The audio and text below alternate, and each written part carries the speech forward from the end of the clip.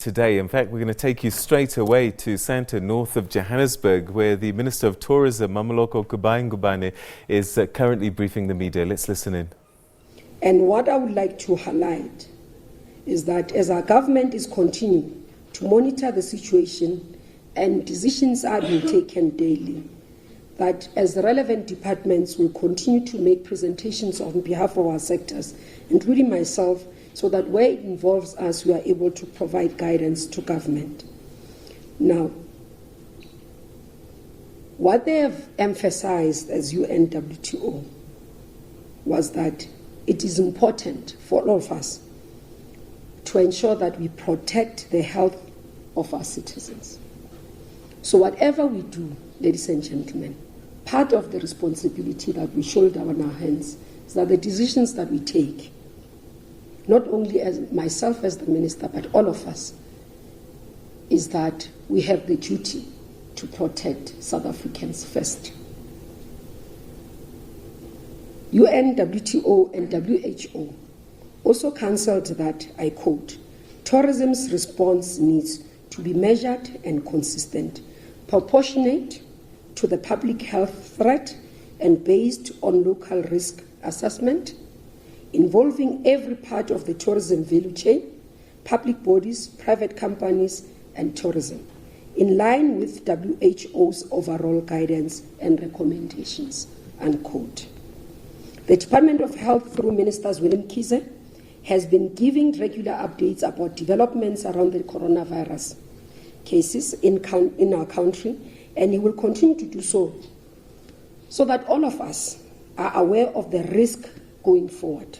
But also we are informed and we reduce the panic, because indeed some of the people continue to ask if we have this under control.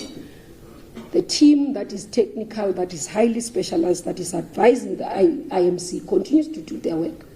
And most of what we do, or almost everything that is done by that team, is from technical advice that we've been advised. Post the coronavirus crisis, what will need to be done to restore the country's brand and to promote South Africa as a tourism destination of choice? To this end, we will reduce spending on the marketing, as I said, especially global marketing, given that in the current environment, we are unlikely to make the impact we want with our marketing initiatives. We will conserve the funds for use in the future to restore the country's, to reposition the country through various programs, including incentives and mega events. Sadly, this outbreak is happening at a time when our economy is not doing well and has not been doing well for the past few years. I think firstly, before even I highlight in terms of that, I need to emphasize that we will continue to do bidding and support bidding for future events. That doesn't stop for us. Look at long-term planning, recovery as part of our recovery strategy, and I think the CEO, when it comes later, will talk to what we are proposing as well in detail, and some of the issues what we are analyzing and what we have analyzed as meetings and events that are happening. But I need to indicate, ladies and gentlemen, while we're committing to quite a lot of work that we will have to do, a lot of resources that we'll have to bring in, we need to be cognizant that our fiscal is severely constrained given the reduction in the revenue collection. And we anticipate that this will continue with this impact because the virus is not affecting only us but all the sectors. And therefore, our economy is not going to do well. SARS is likely not to meet its target. And therefore, we can't expect that Minister Mmamoloko will allocate more money. So that's why we have to preserve what we have and add on what has been allocated in terms of the NTF so that we can utilize it effectively. The economic impact of the coronavirus will be felt in every corner of the world and almost every sector of the economy. Globally, it is estimated that lower demand could slow growth of the global economy between 1.8% and 2.2% instead of the 2.5% envisaged at the start of the year. This will further constrain economic growth in our country. Simply put, ladies and gentlemen, we do not have the resources to offset the damage that will be caused in the economy because of this crisis. That's why we have to find a way of doing more with less, but reprioritization I think that's the word I want to emphasize.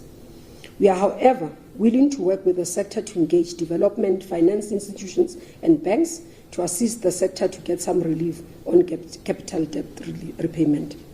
The question is, what is it that we need to do together in the short to medium term to minimize the impact of the virus on the tourism sector?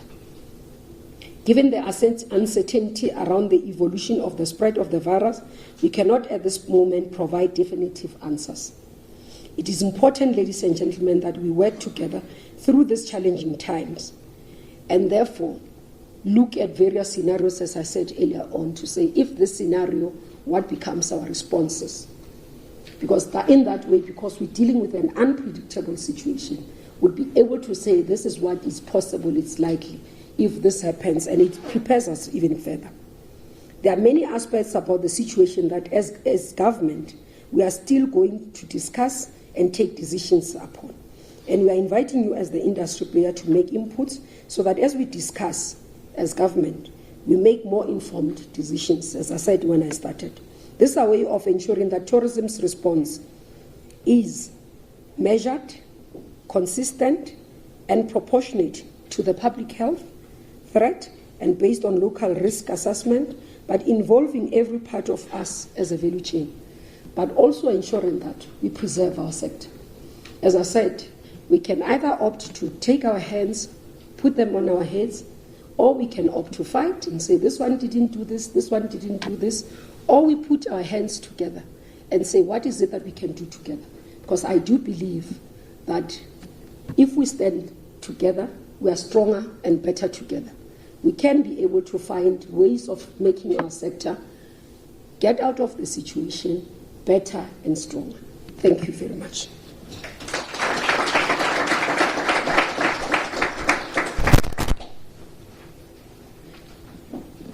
Thank you very much, Minister. We would like to request the members of the media that we start with a normal working session.